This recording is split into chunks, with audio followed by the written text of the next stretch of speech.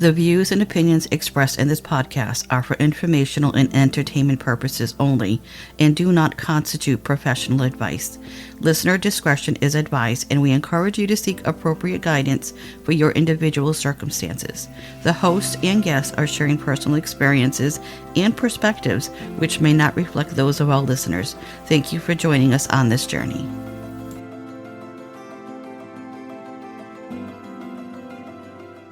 Hi, Kindred Spirits, and welcome back to another episode of Healing Our Kindred Spirits. I'm Donna, and I'm so grateful you're here with me today. This episode is deeply personal because it's about the very body I live in, the one I wake up with each morning, the one I navigate the world in on the good days, the hard days, and all the days in between. Today, we're talking about chronic illnesses and chronic pain, chronic health conditions, but not in clinical terms, not as statistics or textbook symptoms. We're talking about it as a lived experience, as the quiet truths we carry inside our skin, our bones, our hearts. This isn't a medical lecture, it's a conversation, it's a story, an experience. It's my story, and maybe in some ways it's yours too. So if you're listening while curled up in bed or pacing just to find some relief, if you're on your way to yet another appointment or simply trying to hold yourself together long enough to get through the day, please know this: you are not alone. Living in a body that aches, flares, or simply won't cooperate is exhausting, not just physically, but emotionally, spiritually, and socially. It wears on your identity, it tests your patience, it can unravel the sense of who you are. And maybe the hardest of all, can leave you feeling maybe a little invisible, even to the people who love you the most. I know that space well. The space where silence feels safer than trying to explain. The space where you begin to doubt your own instincts because someone in a white coat tells you it's probably nothing. The space where nights feel endless and hope feels small. But even in all of that, I've also discovered something quietly powerful. I've found strength in reclaiming my voice. I've learned to ask for help even when it's hard. And I've come to understand that telling the truth, your truth, is one of the most courageous things you can do. So if you've ever felt unseen or unheard, I see you. If you've ever felt broken, you are not. And if you've ever wondered whether your story matters, please hear me. It does. This space was created for you. This episode is for you, and we'll walk through it together. So before we begin, I invite you to take a deep breath with me. Inhale slowly, feel your body where it is. Exhale softly. Let your shoulders drop, your jaw loosen, and your heart settle just a little. You don't need to hold anything right now. You're safe here. You're heard here. Let's begin. I want to start this episode with something that's really important to me: a dedication. To all of you out there who are doing your very best to live through chronic pain, chronic illnesses, chronic health conditions, not just survive it, but somehow still try to find meaning in the middle of it. To the ones who wake up each day not knowing what kind of body they'll be living in or what kind of battle they'll be up against, you're the real warriors, and I see you. I hope this episode reaches who needs it most. Maybe you're listening from your bed right now, or you've paused your day to catch your breath. Maybe no one around you fully gets what you're carrying. But I want you to know with all my heart that you are not alone in this. Living with chronic pain is like trying to go about your life while dragging something heavy behind you, and no one else can see it. And some days maybe that weight feels manageable, and other days it's like you're hauling a shipwreck. When I first started putting this podcast episode together, I thought I'd take a more informative approach, share some facts, maybe sprinkle in a few personal stories. But the more I wrote, the more I realized this isn't just a topic to talk about. This is my life. And I can't talk about chronic illness and chronic health conditions without opening the door to what I've lived through and still living through every day. Now, that makes me very uncomfortable to be that open and that transparent. I am opening myself up to judgment and criticism, especially when this is going to be wherever it's going to be. And not everybody understands. And I think no matter how long we do this, we always feel that we're going to be judged. And to be honest, I almost decided to pull the plug on the entire topic altogether. But my intuition told me that I needed to do this. I kept going back to it. It kept gnawing at me and gnawing at me because so many people are suffering and so many people are just looking to feel connected to others who, quote, get it, unquote. So I'm going to do something that feels a little vulnerable. I'm going to share pieces of my experiences, my story, messy, complicated, painful pieces, in the hope that it resonates with someone out there who's been carrying their own invisible weight of illness or chronic pain in silence. And if something in this episode feels like your story too, I would truly love to hear from you. I'll include ways to reach out at the end because I believe in the power of shared experience. And healing happens when we stop pretending we're fine and start telling the truth. My own truth started back in 2011. That's when the pain started to show up regularly, but in 2017, everything changed. And I may have mentioned this in a prior podcast, maybe touched on it a little bit. But that year, I had kidney stones. And if you've ever had battled kidney stones, you know the pain involved with dealing with them. When you know, you know. I was scheduled for a common procedure called lithotripsy, which breaks up the stones using targeted sound waves or lasers, and had a stent placed to help everything pass through easily. Routine, they said. But when the time came a few weeks later in the surgeon's office to remove the stent, they couldn't. It had calcified. So they scheduled me for surgery. I wasn't feeling right when that day came. It was going to be in 2 days. I told the doctor I had symptoms of a possible infection even when I went for pre-admission the next day at the hospital. I asked if a urinalysis had been ordered because something felt off in my body. I even followed up with the nurse just to be sure. But I was told the surgeon did not require one. I even asked her to follow up with the doctor's office while I was there to make sure it wasn't a miscommunication. And here's the part I still think about. My instincts were screaming at me that morning of the procedure. I felt awful. I was weak. I felt foggy. Something in me kept saying, don't go through with this. Cancel the procedure. I've always trusted my intuition, but that day I didn't. I didn't want to be difficult. I didn't want to cause a problem. Didn't want to inconvenience anyone. And I wasn't sure if it was fear or true inner guidance. Was it coming to me or from me? Where was the fear coming from? And I second guessed myself. Have you ever done this? Sound familiar? So I went through with it. I gave the medical team all the information they needed, told them I had dish, which makes intubation tricky because bone spurs can press on my airway. I had to remind them that I do have a difficult airway, and that's been documented. And I also warned them that I felt sick. I voiced my concerns. They reassured me I'd be giving antibiotics and everything would go smoothly. But during the surgery, things did not go smoothly. Of course, I don't know what happened during the surgery. This is from the notes I gathered from my medical record, as well as what the anesthesiologist told me before I went into septic shock and recovery. At first, they tried light sedation, but when the surgeon struggled to break the calcification with the laser lithotripter, and the anesthesiologist raised concerns because I guess my vital signs, all of that was really going a little crazy. And they had to intubate me and put me under general anesthesia because it was taking longer than what regular light sedation would require. Apparently, during this time, he had nicked the ureter and the infection was set off in my body. All of that bacteria was invading my organs, my muscles. It was just taking over my body. When I woke up in recovery, I was freezing, which is not uncommon after surgery because of all the meds that they give you. I was freezing, I was shivering, trembling, and I asked if the stent had been removed. That's when everything spiraled. My body started convulsing, monitors were going off. I don't remember much after that, just pieces. I know now from my medical reports that I was in full-blown septic shock.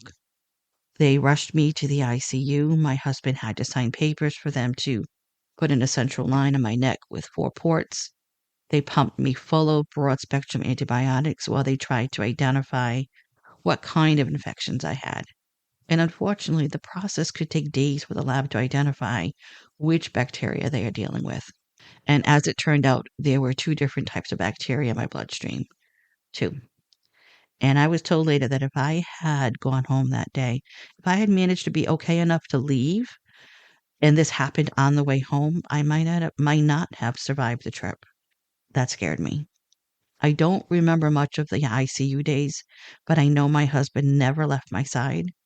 I know my fever spiked to 104, and I know from what I read and what my husband told me, they packed me in ice, they soaked towels in cold water, and blasted me with fans to bring my temperature down. And somewhere in that haze, I remember seeing my mom and dad standing there beside my bed, and they had both passed years earlier. Eventually, I was moved to a step-down unit, but the damage was done. I tried to stand and felt like I was trapped in a dream where your legs won't move. I couldn't eat, I couldn't swallow anything, my throat was so swollen. They're ready to put in um, a tube to put in nutrition for me, but I was able to manage to keep something down, and they were okay with that. But trying to move the resistance in my legs, it never went away. Even now, my legs still feel like I'm walking through water. If you've ever tried to walk in an active ocean, a current, or even a pool, that resistance causes so much fatigue. And here's the thing, no one really explained to me how serious it had been. No one talked about the long-term effects of sepsis or what it could mean for the rest of my life. I was exhausted, scared, completely wrung out, and I still had to go back for another procedure. The stent had broken, and they had put another one in its place. So I had 1.5 stents still in there that needed to come out, so which meant I needed to go back a 3rd time for them to get them out. The anxiety that came with that next surgery, I had to wait a month because of everything that had happened, and I don't even have words for it. I was terrified. I prayed the whole way to the hospital. Now, Archangel Michael has always been the one I call on when I feel unsafe or when I'm looking for guidance or I'm looking for healing. And I prayed to him like my life depended on it, because in my mind it did. And something happened that day in the hospital while I was in the outpatient area waiting for my surgery. Something unexplainable, something very spiritual. And if my husband had not been there and experienced it as well, I surely would have thought that I imagined the whole thing. And I don't wanna give you a little tidbit, then walk away from it, but I'll be sharing that story on an upcoming episode because it deserves its own space, because it is so powerful. But let me just say, Michael did not let me down. I made sure that I reiterated my fears to the surgical team and to the doctor, and at that point, I didn't even trust the doctor, but I knew that I just had to go through with it. And the surgical team assured me that they had reviewed what happened last time, and I'm not saying they could guarantee it wouldn't happen again, but they were taking every precaution to make sure that didn't happen again. And they had purposely scheduled me for the last slot of the day just in case I ran into complications. But the surgery went well. Both stents were removed. I went home with antibiotics. And for the first time in what felt like forever, without foreign hardware in my body. But all of these things that happened over the 3 or 4 months, I was changed, and not just physically. If you can imagine having lithotripsy, which is thousands of rounds of shock waves sent to a targeted area, and multiply that by having this done twice, as well as having it done with a laser lithotripter, that's over 6,000 to 8,000 rounds of shock waves being pinpointed to my kidney, and that's only if they're accurate.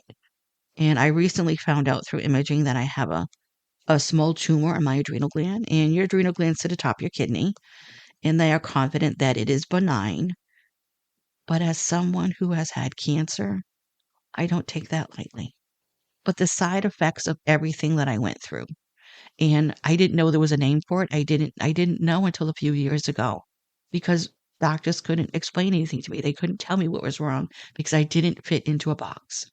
And I recently learned that there is a thing called post sepsis syndrome. And it's kind of like a catch-all. When you have sepsis, your body just goes through so many changes and so many irreversible things. And once the damage is done, a lot of times it cannot be undone. And so a lot of what I've been going through the last several years is related to going into septic shock. And with that, I could no longer walk like I used to. My movement was limited, especially my hips and my shoulders. I couldn't sleep on my stomach any longer. I couldn't move my hip out. I couldn't even get through 15 minutes of physical therapy without feeling like I'd run a marathon. And I would sleep for hours after each session. I tried water therapy, which was great while I was in the pool, but trying to get out of the pool and out of my swimwear, it exhausted me.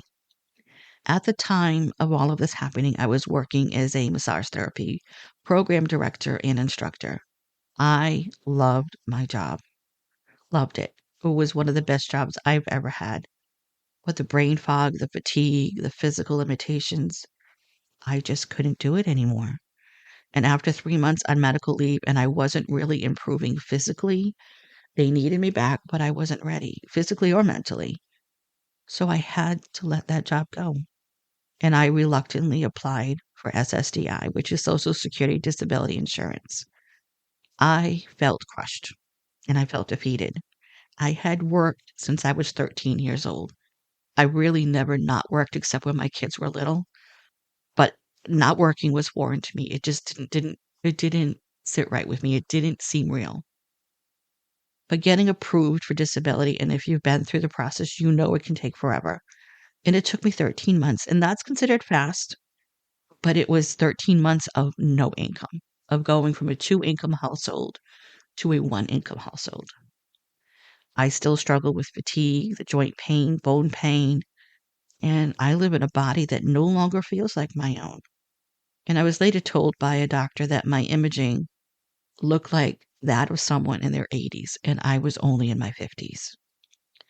And I had already been diagnosed with fibromyalgia, myofascial pain syndrome, and osteoarthritis before the sepsis, but everything got worse afterwards.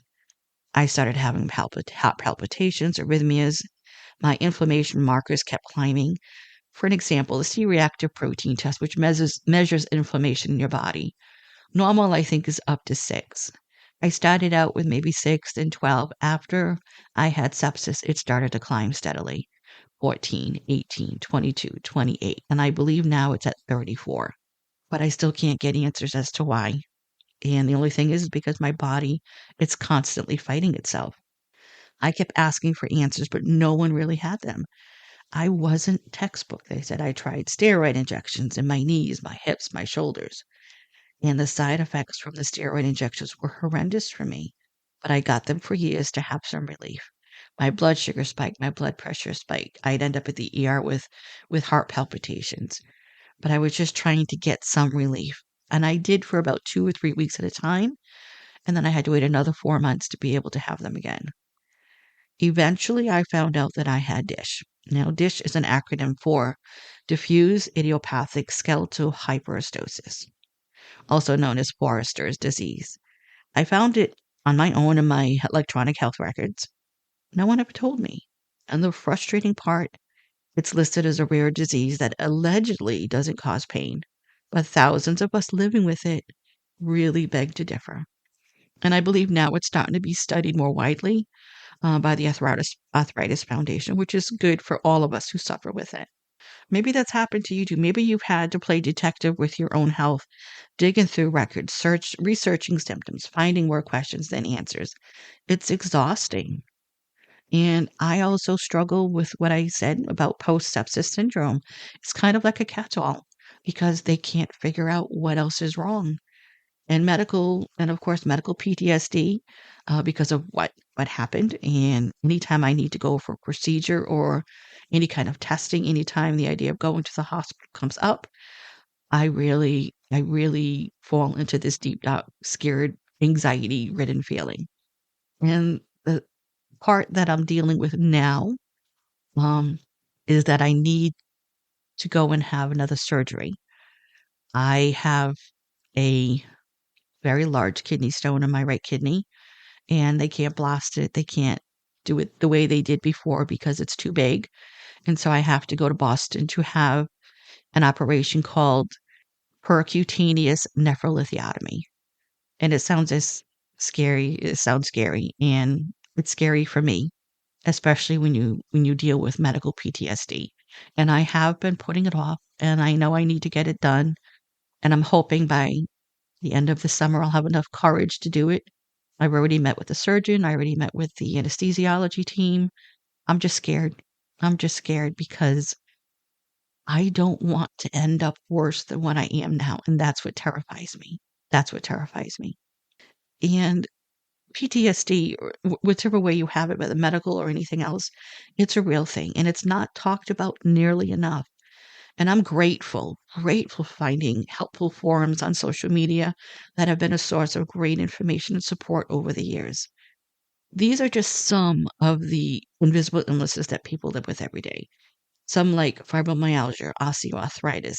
They're familiar names, but others, POTS, postural orthostatic tachycardia syndrome, Ehlers-Danlos syndrome, endometriosis, the hundreds of autoimmune diseases, chronic migraines, headaches, various forms of cancer, mast cell activation syndrome, lupus, MS. There's hundreds of them. They all remain in the shadows, misunderstood, misdiagnosed, and dismissed. You won't always see a cane or a cast or a wheelchair, but that doesn't mean the struggle isn't real. And for many of us, the worst part isn't even the pain, it's being dismissed, being told you're exaggerating, being left to figure it out on your own. Did you know that in the US alone, over 51 million adults live with chronic pain, and nearly 20 million live with high impact pain? That means it interferes with their daily living every single day. But numbers don't tell the whole story because pain doesn't just live in your body, it lives in your relationships, your plans, your dreams. It changes how people see you or how they stop seeing you altogether. And far too often, we're left navigating that storm without a map. But you're here, I'm here. And if nothing else, this space, this episode is a place where we don't have to pretend anymore. Let's keep it going. Let's talk about what it really means to live with invisible illnesses and what healing looks like, even when it's not linear. Living with an invisible illness means constantly calculating, recalculating every single action, every tiny decision. It gets measured against an internal energy meter that no one can see. For those of us with fibromyalgia, the day starts with what we call spoon counting. If you know, you know. But if you're new to that term, the spoon theory is a way to explain what it's like to live with limited energy. But if you're new to that term, the spoon theory is a way to explain what it's like to live with limited energy. Think of your energy as a handful of spoons. You might start your day with 10. Brushing your teeth, that's 1. Shower, maybe 2. Cooking a meal, folding laundry, making that doctor's appointment. Each task takes a spoon. And when you're out, you're out. Borrowing from tomorrow means you'll pay for it with pain, fatigue, or a flare up that knocks you off your feet for days. For me, if I have to leave the house for something, anything, it's production. I can't schedule more than 2 things in 1 week, and I need full recovery days in between. That's just how life looks now. It's my normal, and maybe that's yours too. For someone with MS, the morning might start out feeling okay, only to be hit by muscle weakness, vision issues, or maybe cognitive fog by mid-afternoon. Those with POTS often can't stay standing for too long without needing to lie flat just to stabilize their heart. And people with mast cell activation syndrome might have a reaction sometimes to something as simple as a fragrance, a temperature shift, or even a certain food, and it sends their body into a tailspin. So how do we cope? Let me share a few of the things that have become my lifelines over the years. Maybe they'll resonate with you and maybe they can help you. The first one is pacing. It's not about giving up, it's about honoring what's possible without crashing. You learn to rest before you hit the wall. Second one, using tools unapologetically. Whether it's a cane, braces, ergonomic chairs, heating pads, tinted glasses, a walker, it doesn't matter. These aren't accessories. They're essentials. They're what helps us function.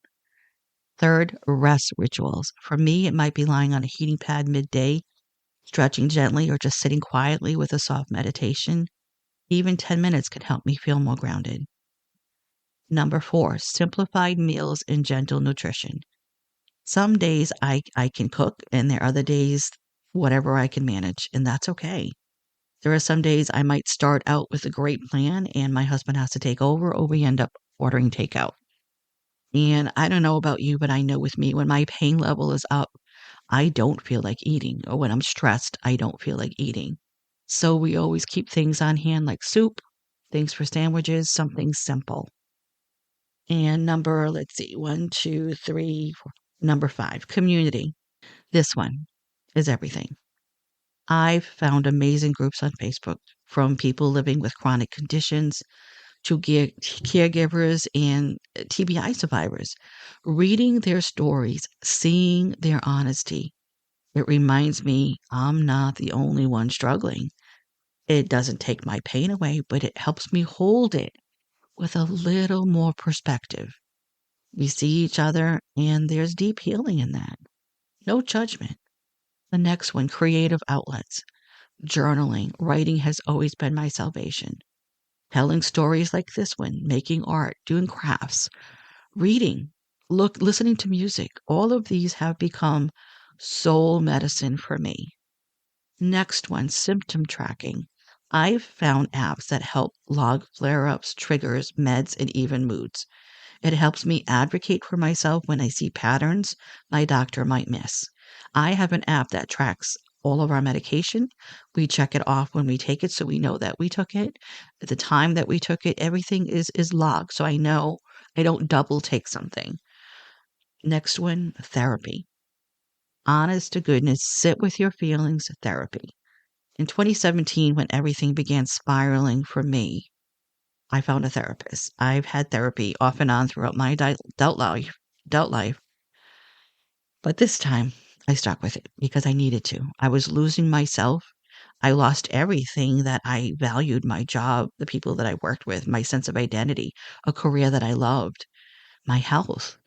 And I needed someone who wasn't in my daily life to help me find my way again. Someone objective, someone who could hold space for the parts that I couldn't even name yet. And if you've tried therapy and didn't find the right fit, try again. Keep going until you find someone who gets you. There is no shame in needing mental health support. In fact, for me, it's been life-saving. And there's another coping skill that I think deserves a little more airtime, and that's grace. Giving yourself permission to cancel, to rest, to cry, to say, I can't today. I can't today. That's not weakness, that's wisdom. Now, I'll be the first to admit I'm not always good at that. Not at all. When family comes over, I still try to look normal. I love to cook. I push through the pain. No one's expecting it of me, but I want to do it. I try to walk straighter. I try not to use my mobility aids. I try to smile more because I don't want to be pitied. I don't want sympathy. I want to be present. I want to enjoy my time with them. But it's not easy pretending everything is fine when your body is screaming. And if I'm being honest, I fear that they will think they are being a bother and not come around to see us. And that would really hurt us more than anything. But even with medication, chronic pain, it's still there. Sometimes it's quiet, but it's constant. It's like a low hum beneath everything. I want to share an experience with you about something that happened just last week. It was one of those moments that starts out small and somehow cracks you wide open. It was a cool, breezy morning here in New England, one of those weird days that invite you outside. I wanted to clean off the deck, get the furniture set up, just enjoy that little patch of space that feels like freedom when you're housebound most of the time. There are weeks that I don't leave the house, and I love to sit on my deck. I had a plan. I always do because I have to. My most productive hours are between 11 and 2. After that, I drop off hard. So I mapped it out in my head, clean the chairs, spray down the planters, wash off the decking. I knew how many spoons it would take. And then I got to the garden hose. Simple task, right? It's a garden hose. A garden hose. My husband had replaced the hose and added a new spray nozzle. I turned the faucet on and nothing happened. I'm standing there with this newfangled nozzle in my hand, looking for the trigger, and I can't figure it out. My mind went totally blank. There's no handle, no lever, just this plastic thing attached to the hose. And I froze. Not because of the hose, not because of the nozzle, but because in that moment, I genuinely thought, am I losing my mind? I couldn't believe that something so small, so ordinary, could undo me, but it did. I stood there alone on the deck and just unraveled. I am not the type to get angry or to give into frustration easily, but this situation was my undoing. I started crying, quiet at first, and then that kind of deep, full body sob where everything you've been holding in just pours out. I wasn't just crying about the hose. I was crying about needing help for things I used to do on my own. I was crying about not recognizing myself anymore. I was grieving all over again for my independence. And in that moment, I felt so foolish. But it wasn't about the nozzle. It was everything. All of it. It just came bubbling up and spilled out onto the deck with the garden hose. My husband heard the screen door slam and called out from the bedroom, worried I'd fallen. He came outside and asked if I was okay, and I just said, tears streaming down my face, to fine, okay. He looked at the nozzle, picked it up, and flipped this tiny little plastic tab on top. Apparently, that's how they work now. Who knew? I stood there completely wiped out, not because I didn't know how to use a freaking garden hose, but because I'd just had an emotional avalanche, and that stupid nozzle had been the final push. And by then, I was completely out of spoons, and I had to lie down. Here's the thing. My husband gets it. Not just because he's compassionate and an immense person who supports me and a caregiver for me, but because he's been walking his own chronic pain journey many years, but since 2021. A workplace accident left him with multiple injuries and broken bones that never healed properly, including a traumatic brain injury and 2 heart attacks.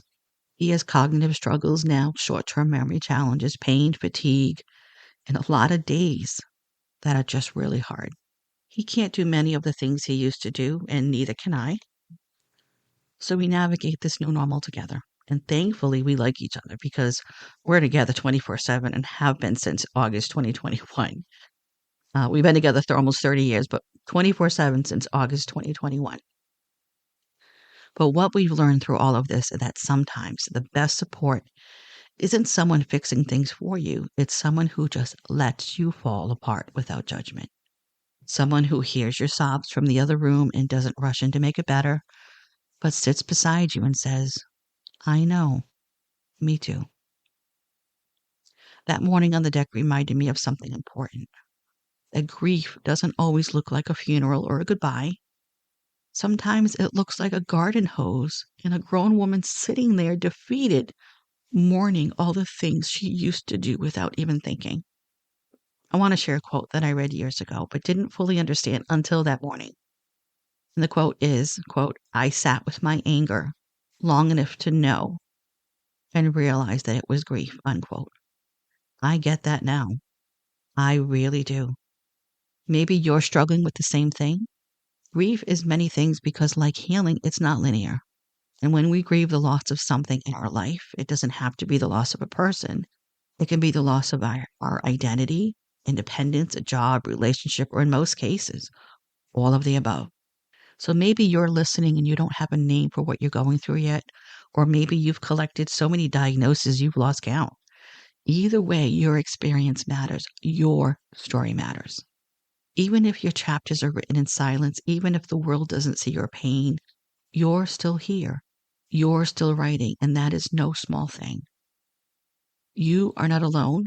Many of us shared experiences in living this human experience, and that's what makes us kindred spirits. So, what is the cost of a delaying diagnosis and being dismissed? Have you ever had to convince someone that your pain was real? I'm raising my hand. Have you been told, but you don't look sick? Or passed from doctor to doctor only to hear, it's probably just stress or anxiety. Maybe you need to lose some weight. That right there is what we call medical gaslighting. And yeah, it's real. It happens far too often, especially to women, people of color, and anyone who doesn't, quote, fit, unquote, the neat little check boxes in a medical textbook. My own doctor, who I've seen for many years, once told me, you're definitely not a textbook case. And he's right. I don't present in many ways that make diagnosing easy. There were times he and I would sit across from each other, both visibly frustrated, not with each other, but with the limitations of what medicine could tell us. He hasn't given up on me yet, and I hope he doesn't. And I haven't given up on myself. But navigating this kind of uncertainty together, it's exhausting for everyone. Maybe you're in that place too, where your doctor is trying and you're trying, and the answers just aren't coming. You do your own research, you ask thoughtful questions, you dig into studies and forums, support groups, trying to piece together your puzzle, not because you distrust your doctor, but because you know your body better than anyone else, and you know when something is off.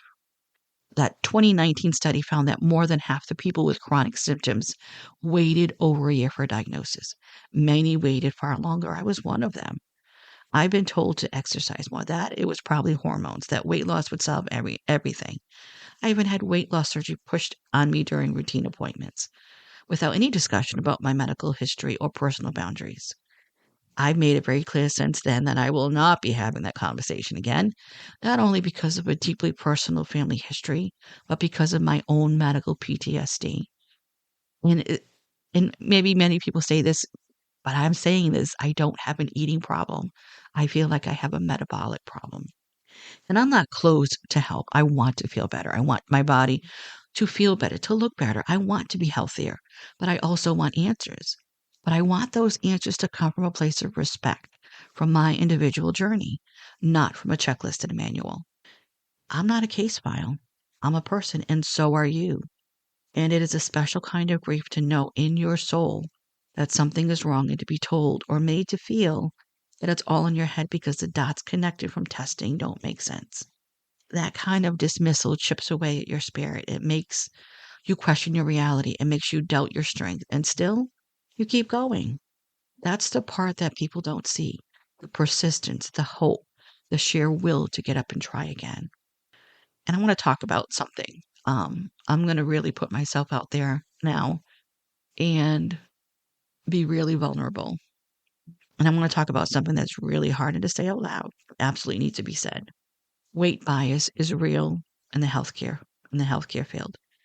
If you live in a larger body like I do, chances are you've had at least one doctor's appointment where your symptoms were brushed aside, blamed on your weight before any real questions were asked. Now, I'm not talking about my primary care doctor because he's a great doctor. He would never make me feel inferior about anything. And when he does have to bring up any kind of issues related to weight, you can tell he does it with grace. And I respect that. And it's not because he's getting down on me for it. He's just concerned because maybe there's something else going on that we need to look at. So you go into an appointment because you're exhausted, because your joints hurt, because you're having nerve pain or strange hormonal symptoms. And instead of being met with curiosity or concern, you're handed a pamphlet about dieting, told to exercise more, told to come back when you've lost weight. Meanwhile, the actual condition maybe is an autoimmune disorder, a thyroid issue, something related to connective tissue or even inflammation. You're completely ignored. And that delay, it's not harmless. It's not, quote, just how the system works, unquote. It leads to disease progression. It causes irreversible damage.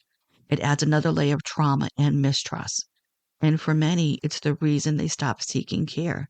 And believe me, I have been at that point many times, many, many times. But it's not because we don't want help. It's because we're tired of being shamed instead of supported. I've lived this more than once. One experience stands out so vividly, I'll never forget it. I had made an appointment with a new orthopedic doctor for lower back issues. It was my first time meeting him, though I'd seen another doctor in that practice before for my knees. My husband came with me like he often does just for moral support and to help make sure everything gets heard or I don't miss anything. We sat quietly waiting in the exam room. The doctor walks in, didn't introduce himself, didn't say hello, didn't ask why, what could he do to help me. He just looked at me and said, "So, how long have you been diabetic? What medications are you on?" I looked at him stunned. I thought he had the wrong file. And I said, "I'm not diabetic. I don't take any medications. I'm not diabetic."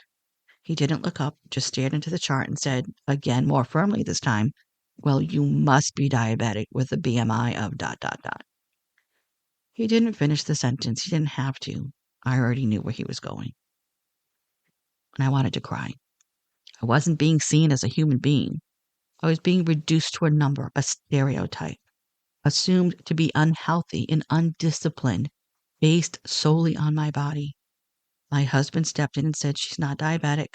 Can we please focus on why she's here?" But it didn't matter. The doctor never examined me, didn't touch me. It was as if he thought I had cooties. He didn't even come over to me. He stayed near the door. Never asked about my pain. He just said, "Well, when you lose 100 pounds, come back and see me. Until then, there's nothing I can do." I left that office feeling hollow, defeated. And to be honest, it wasn't even the first time something like that happened. It was the fourth time I'd been dismissed by an orthopedic spine specialist. 4 different doctors, all in major medical centers. Not one of them gave me a physical exam. Not one of them asked me real questions. I wasn't seen as a person. I was seen as a problem, a waste of their time. One doctor actually said, "If you're not a candidate for surgery, I'm not interested. You're wasting my time." Then he walked out. That appointment, it took me 7 months to get. And that day happened to be my birthday as well. Happy birthday to me. It's not just the physical pain that crushes you in moments like these. It's the emotional toll of feeling unworthy of help, of being seen as a walking diagnosis instead of a whole, complex, worthy human being. I understand there are risks with surgery in larger bodies. I get that.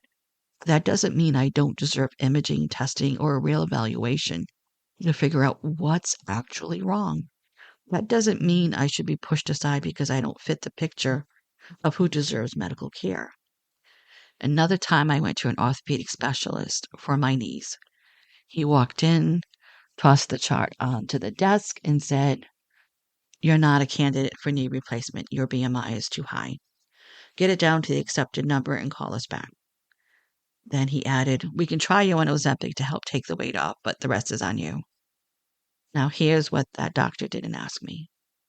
How much pain I'm in every day, what my limitations are, what I'm already doing to try to move my body safely. He didn't know that I used a cane and a walker, that I do chair exercises, that there are days that I don't eat because the pain is too hard, too high, too stressful, that I stretch at the kitchen counter, that I exercise while lying in bed on the days when that's all I can do, that I used to speed walk, that I was once a vibrant, active licensed massage therapist and instructor working 50-hour weeks until illness stripped all of that away. He didn't ask. He just assumed. And maybe you know that feeling too. Maybe you've told your doctor that you hardly eat because the pain is too intense or the stress takes away your appetite. Maybe you've had labs come back showing signs of malnourishment and still had to sit there while someone suggests, "Stop overeating." Doctors don't realize that maybe, just maybe, you had an eating disorder as a teenager. And with them focusing on your weight so much, it's a trigger to what started you on that eating disorder when you were a teenager. So just because you don't mention it doesn't mean it didn't happen. And I say this with everything in me. I truly believe I do not have an overeating issue. My husband has to remind me to eat. I do feel I have a metabolic condition. Something went wrong when I went septic shock, and my body has not been the same since then. But I'm still waiting for someone to really listen, to really help. If this has happened to you, if you've been dismissed, judged, or spoken down to because of your size, please know you're not alone and you're not the problem. Here's what research tells us.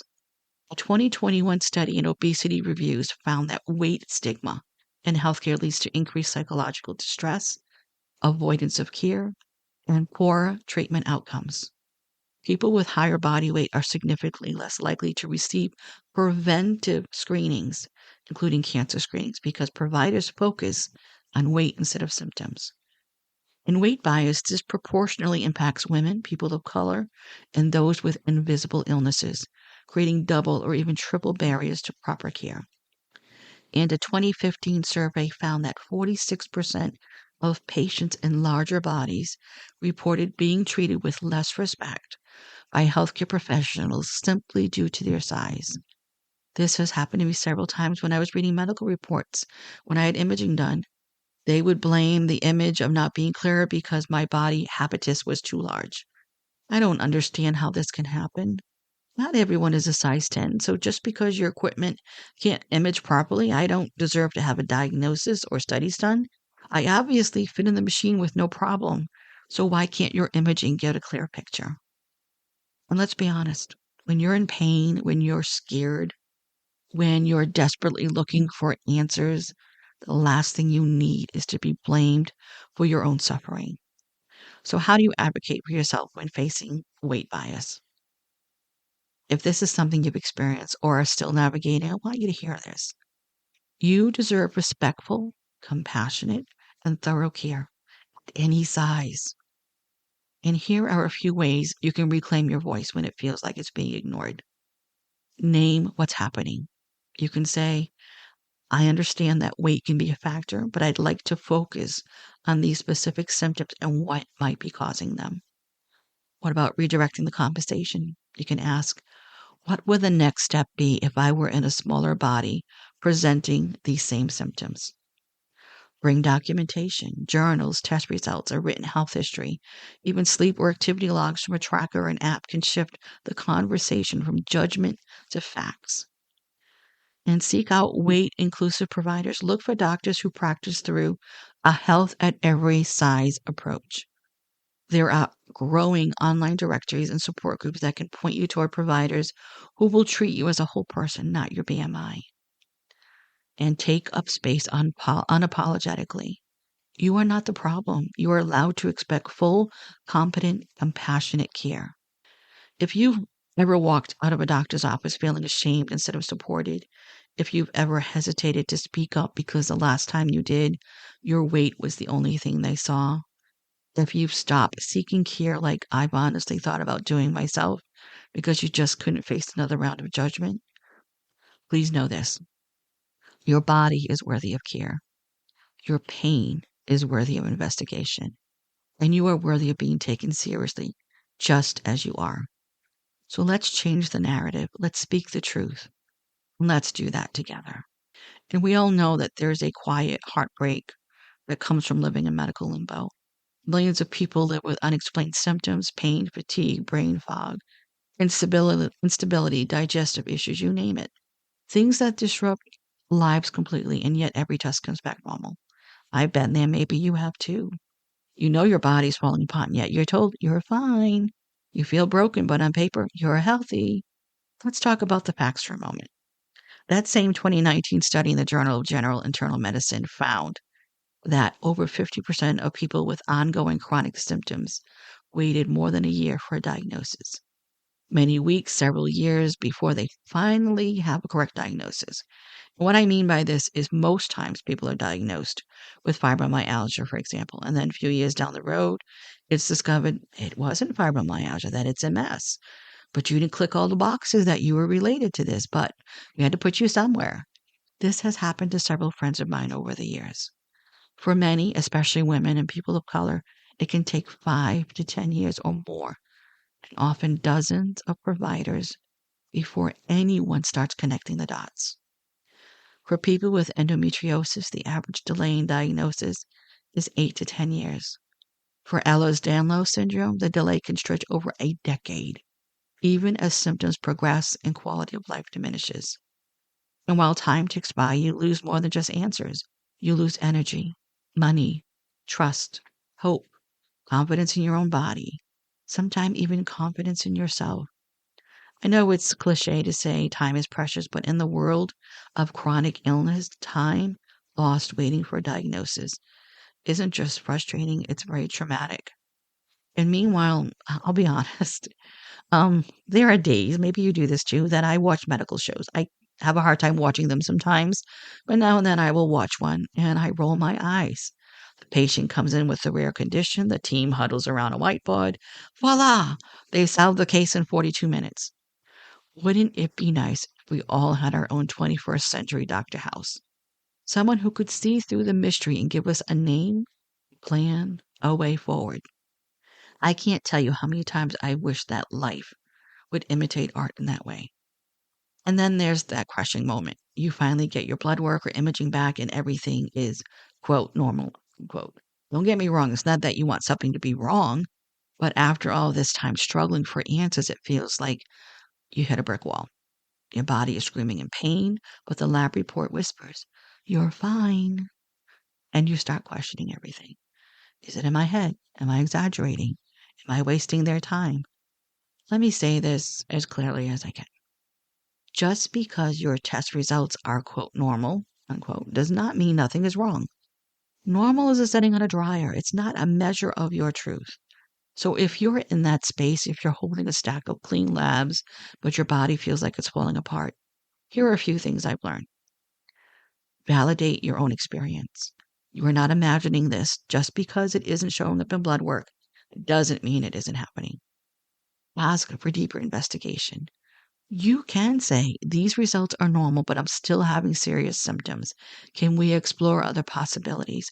Not all of us check the boxes that identifies every symptom of an illness or a condition. Request copies of everything. Use a binder or digital folder.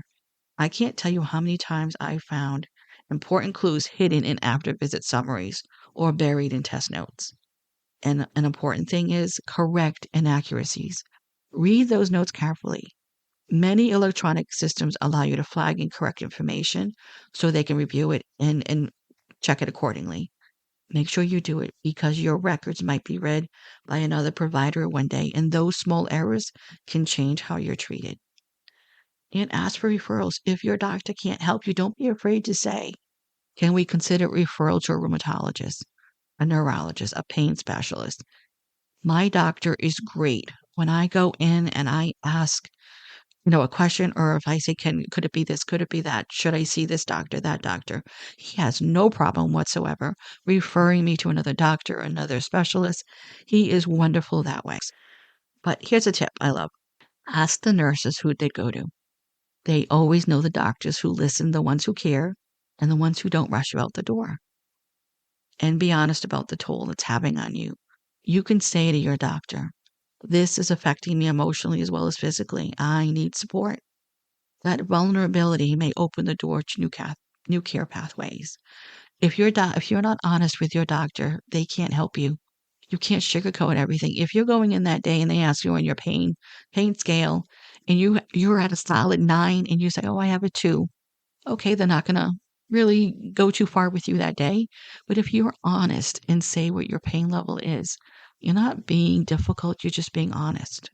And I want to talk about something that really gets spoken about without stigma, and that's pain medication. Whether it's a narcotic, a controlled substance, something else, pain medication. We know there's an opioid crisis. We know addiction is real.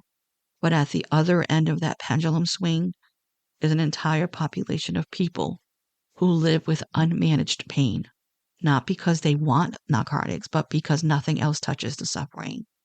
And the shame, the judgment from doctors outside your regular care team, it's demoralizing. I've experienced it, so has my husband. We're both chronic pain patients because we both have chronic health issues. and we share the same primary care physician.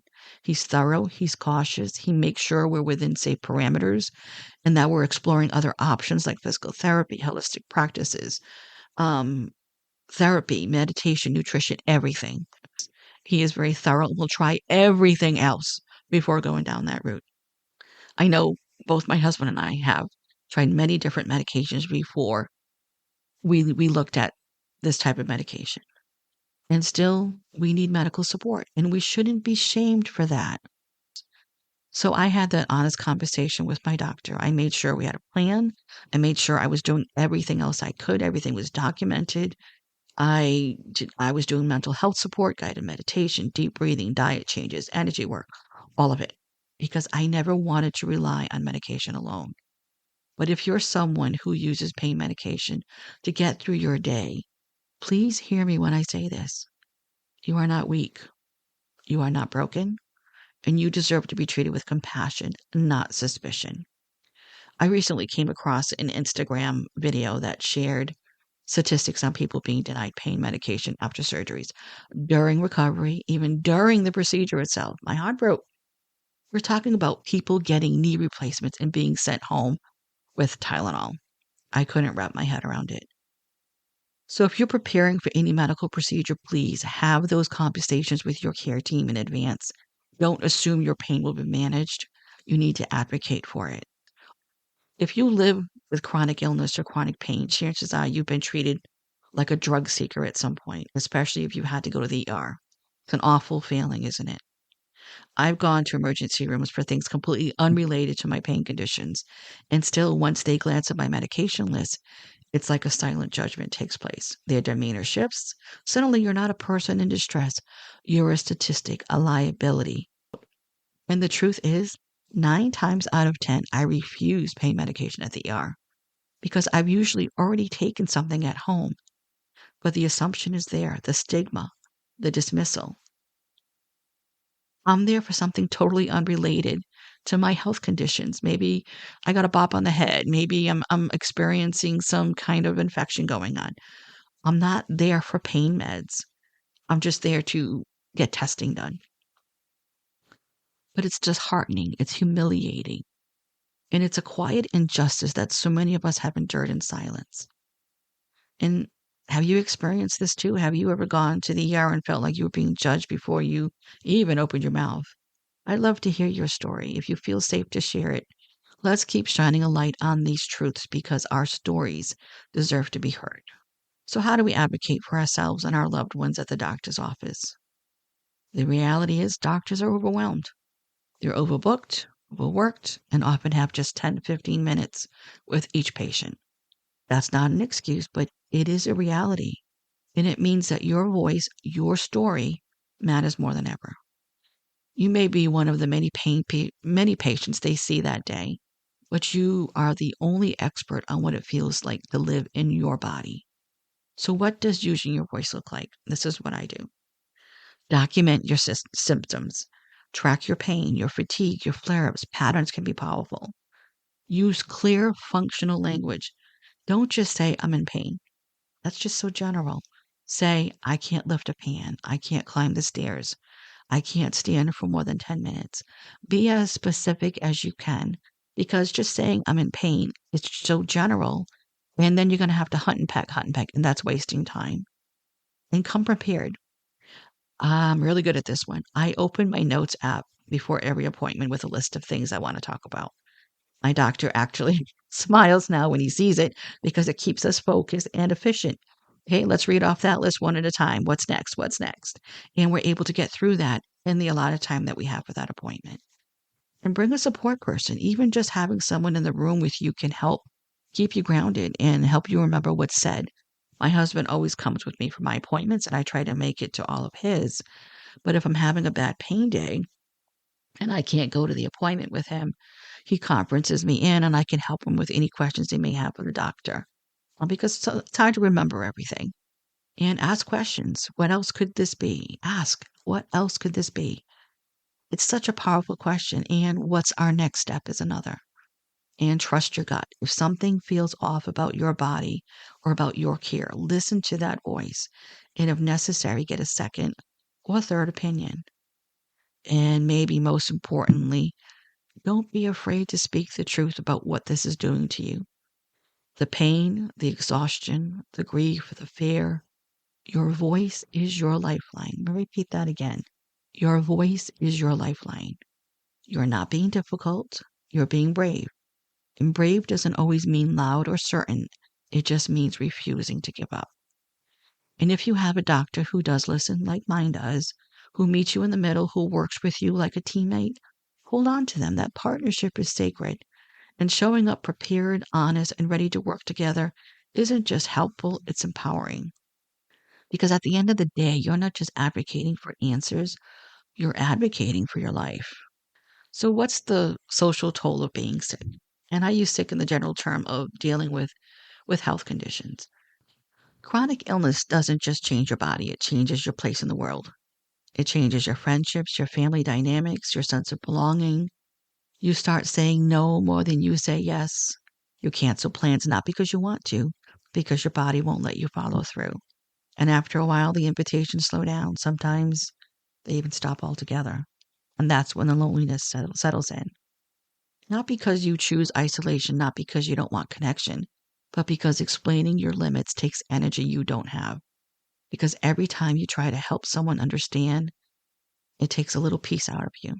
So you stop preserving your energy in silence, and slowly you fade into the background of a life you once fully participated in. Because the reality is, illness is isolating. But you know what's even more isolating? When people stop trying to understand. In our case, my husband and I both live with chronic pain and many physical limitations, and we've noticed over time that we get overlooked when it comes to family events or outings. And I don't believe it's coming from a place of cruelty or indifference. I really think for many of them, it's just easier not to ask. Maybe you don't want us to feel bad for having to decline, or maybe they assume we won't be able to come, so they spare us the awkwardness. And truthfully, I do understand that. And we hate to cancel or disappoint anyone, but it happens. There are days we can't drive that far, the pain is just too much. When we make a commitment to it, we may be feeling okay that day, but when that day comes, it may be a totally different ballgame. But here's the thing, it still hurts not to be asked. Even if we need to say no, being included matters. Nobody wants to feel forgotten. It matters because it reminds us that we're still part of something. It says we thought of you, we wanted you there. When we see photos afterwards of a family trip to the zoo, birthday party, in the park, it brings up this quiet kind of grief, not just for missing the event, but for the version of ourselves who would have been there, who used to be there. We have 7 grandchildren ranging from 9 months to 18 years old. The older ones, we used to do everything with them. Sleepovers, day trips, playtime on the floor, walks in the park, tea parties, you name it, we did it. We were present. But with the 3 youngest ones, it's different now. And that difference breaks our hearts. We can't get down on the floor to play. We can't make the 30 or 40-minute drive without paying for it with pain. So we watch them grow up in pictures, in videos. We wait for visits, hoping the stars align and our bodies cooperate. We understand that they have busy lives and we don't expect the world to stop for us. But if they could really see what it's like to live in these broken bodies, if they knew what it cost us to miss those moments, we wonder would they come around more? Would they see us not as a burden, but as 2 people doing the best they can in a life they didn't ask for? This is the part of chronic illness that doesn't get talked about enough, the way it quietly rearranges your relationships. You start grieving in ways that don't have a name. You grieve the milestones you missed, the birthdays, the gatherings, the everyday joys of being included. You grieve the version of yourself who could show up physically, socially, emotionally, and you wonder if that version of you is gone for good. And maybe you know exactly what I'm talking about. Maybe you've had to smile through the pain when everyone else is laughing around the dinner table. Maybe you've scrolled through social media and saw friends or family making memories you weren't part of and felt that familiar lump rise in your throat. Last month, something beautiful happened. My daughter, son-in-law, and my 3 oldest grandchildren came to visit from Texas. I hadn't seen them since Christmas of 2022, and that's a long stretch of time when your heart misses people who mean the world to you. We had been looking forward to their visit for so long. Not because we had big elaborate plans, but because just being with them was the thing that mattered most. That's what we craved, their presence. Of course, they stayed with us while they were here, but they had excursions planned, trips to the museum, little day adventures, the beach. Of course, they're on vacation. They're not going to stay here in the house. Of course, they're going to go out and about. And they were here to explore and enjoy and make memories, and they should. And while I knew that and while I understood that, we also felt the tug, that bittersweet ache when we saw the photos of them out and about with family. And it does hurt. It wasn't jealousy in a bitter way. It was more like a quiet melancholy, a whisper inside that says, I wish that could have been us too. And I'd be lying if I said I didn't feel a little invisible in that moment. And there's one thing I really hoped for while they were here, just one. We wanted to go to Cape Cod overnight, just one night. There's this special place right on the water that my husband and I have been going to for 30 years. It holds so many special memories for us, but for the past 4 years, we haven't been able to make it there. My husband's not able to drive longer distances, and my own ability to drive fades due to the pain and the fatigue, and that dream began to feel out of reach. But I held on to hope quietly, maybe even secretly. I envisioned us all being there during the full moon by the ocean together. We invited my son and my daughter-in-law and my grandson, but they weren't able to come. But we did invite them. And when it started to look like it might not happen, I felt that familiar wave of grief. Not for something tragic, but for something deeply human. That desire to be part of the memory making, the joy, the togetherness. When you live with chronic illness, these small but huge dreams carry so much weight. But the stars aligned, and we went. My daughter and son-in-law made it happen. We spent one unforgettable night at our favorite beach under the light of the full moon. We stayed in the hotel right on the water with three of our grandchildren. I can still feel the imprint of that memory in my heart. We were there during the full moon. It was just absolutely perfect. The full strawberry moon, and I can still feel the imprint of that memory in my heart. It's still there. My daughter and son-in-law drove, and we were passengers, but we made it. The ride was painful. The concrete steps down to the sand were a challenge, but I was determined. I made my way down to the shoreline. Each step a quiet victory. And when I finally reached the water, I stood there with my feet buried in the cool, wet sand, the ocean rushing over my toes, and I sobbed. Not from pain, but from gratitude, from release, from finally being in a place I'd longed for and feared I'd never feel again. You see, that's the thing about chronic illness and pain. It takes so much from you. It steals moments. It shifts plans. It creates a gap between who you are and what you used to do. But when you do get to experience something, when the stars align and the pain takes a back seat, even for a little while, you hold on tight. Because those moments, they become sacred. Just sitting there with my husband out under the stars with the full moon was something that we will never, ever forget. And I think my daughter knew that. She knew how much that meant to me. It wasn't just a beach trip, it was healing. It was reclamation. It was being seen. We didn't go to the zoo or the museum, and that's okay because we had those 24 hours where we had them all to ourselves, and they were everything. We also had plenty of time at home, quiet mornings, laughter in the kitchen, cooking with the grandkids, lying on the bed solving Wordle puzzles and laughing, conversations with my granddaughter, cards at the table, small joys, real connection. And for those 2 weeks, we felt included, we felt supported, and most of all, we felt love. If you've ever felt left out, forgotten, or invisible because of your illness, I want you to know I see you. And I'd love to hear how you handle it. How do you navigate those feelings? How do you manage the ache of wanting to be there but not always being able to? Drop me a message, share your story. Let's keep this conversation going. Because the truth is, so many of us are living in that in-between space, wanting to belong, trying not to feel forgotten, and figuring it out one breath at a time. And we deserve to be seen, even when we can't always show up. And let's talk about something, quickly, the financial reality of being sick. Being sick is expensive, not just in terms of money, but in every sense of the word. When you lose your health, you often lose your job. And when you lose your job, you lose your income. Sometimes your health insurance, sometimes your home, and always your sense of stability. In our case, both my husband and I lost the ability to work. And for anyone listening who receives disability, you already know it's nowhere near what you earned when you were working full time, not even close. But we are grateful for what we do have. We do not focus on what we don't have. We focus on what we do have, and we have the important things. But we can't skip over the reality because the cost of chronic illness isn't just emotional or physical, it's financial, and numbers don't lie. Doctor's appointments, co-pays, medications, medical equipment, transportation, specialized diets, alternative therapies that aren't covered by insurance, mobility aids, heating pads, braces, over-the-counter remedies.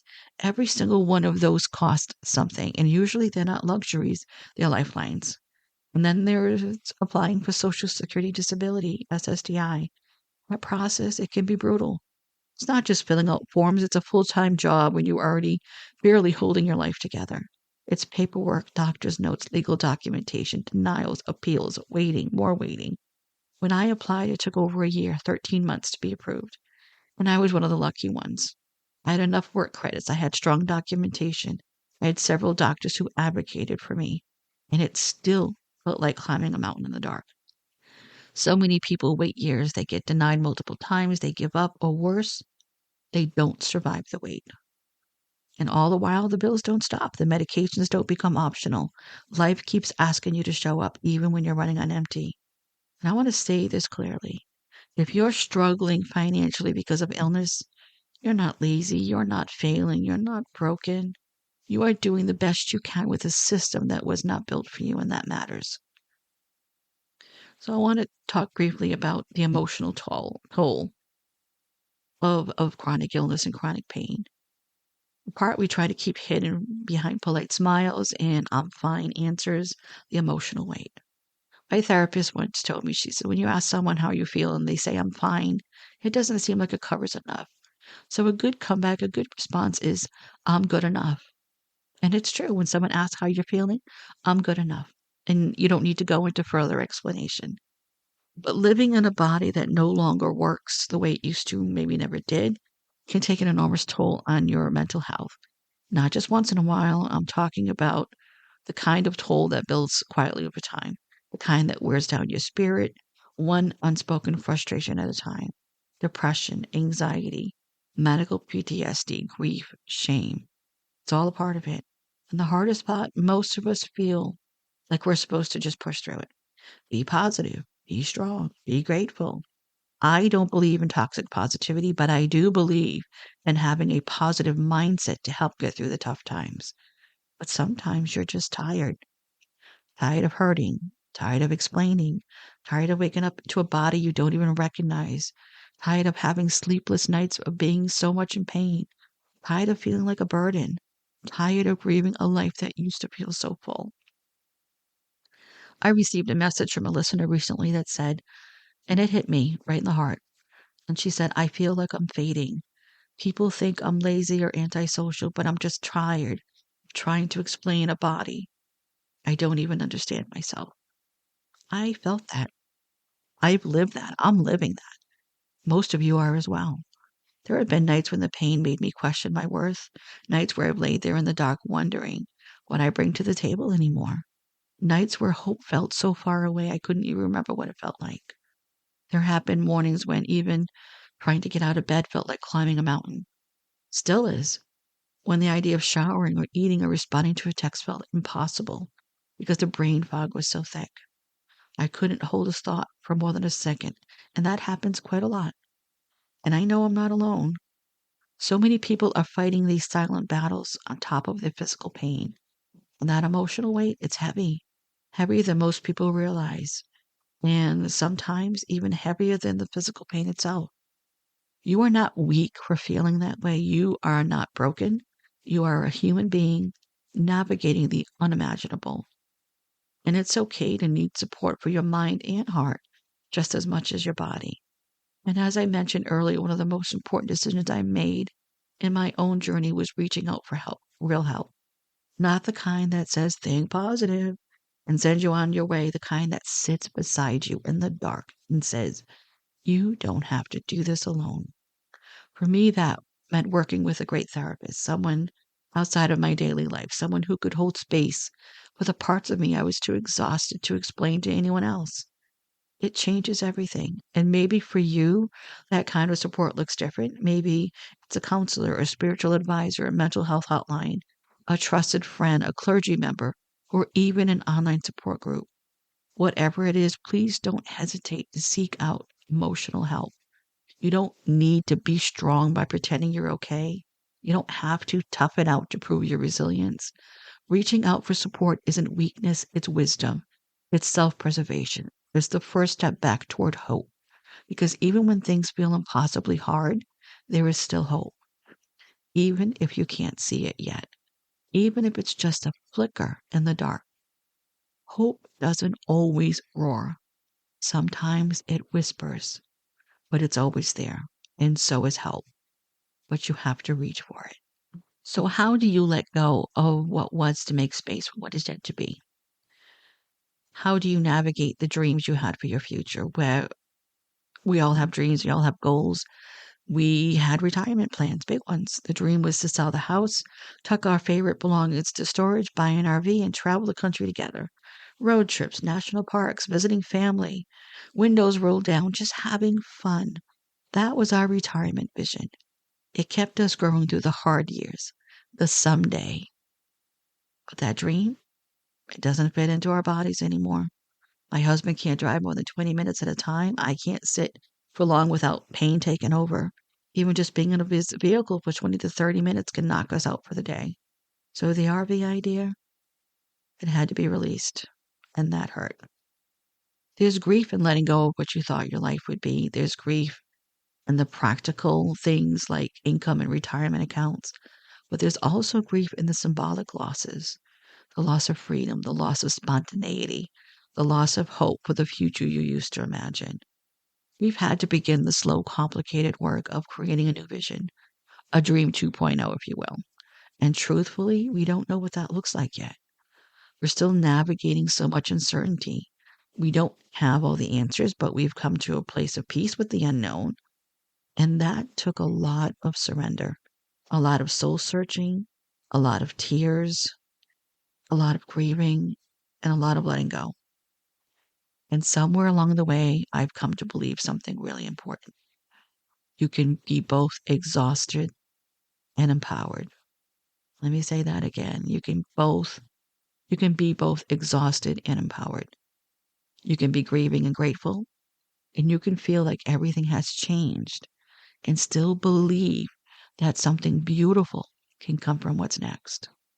The truth is, chronic illness doesn't just rob you of your health, it chips away at your sense of identity, your independence, your dreams. It forces you to reimagine a life you never asked for and a body you didn't expect to live in.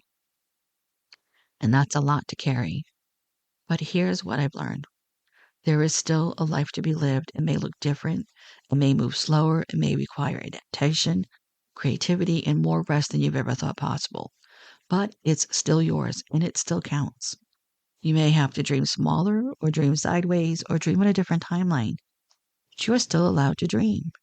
And maybe, just maybe, the dreams we rebuild from broken pieces will be softer, quieter, but more rooted in truth, because they come from a lived experience, from the kind of wisdom you can't fake, from strength born in the shadows.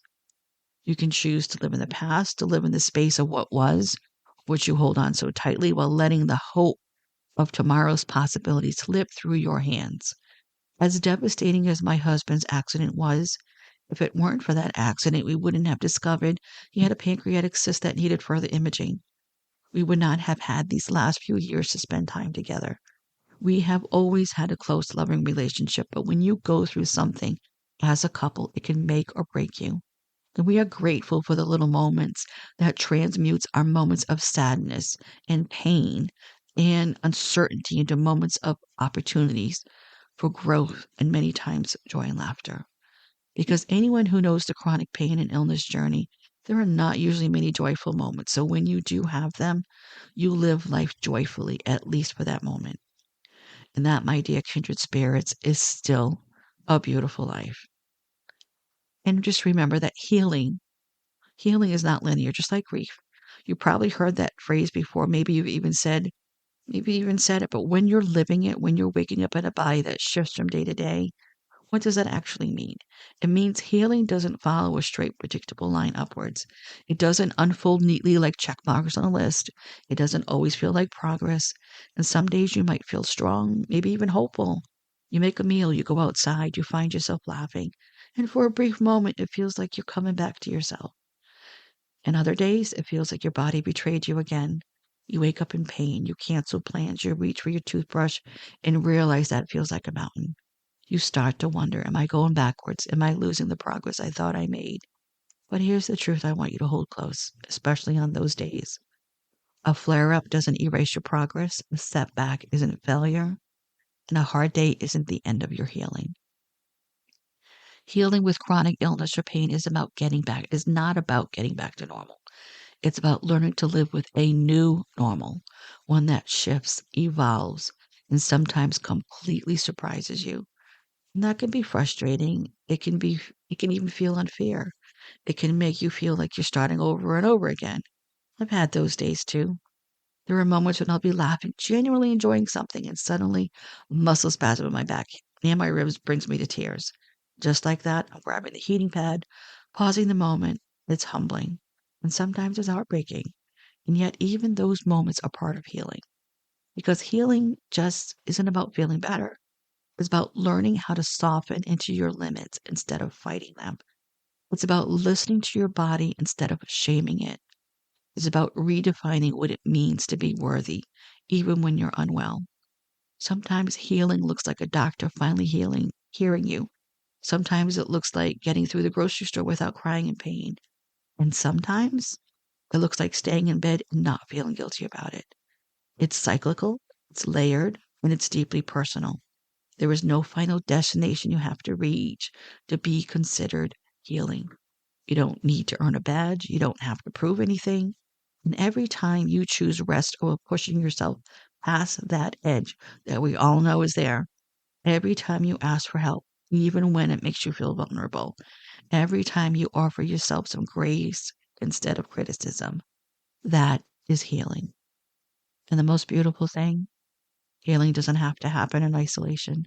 Sometimes healing is found in community, in connection, in the simple act of being seen and heard exactly as you are.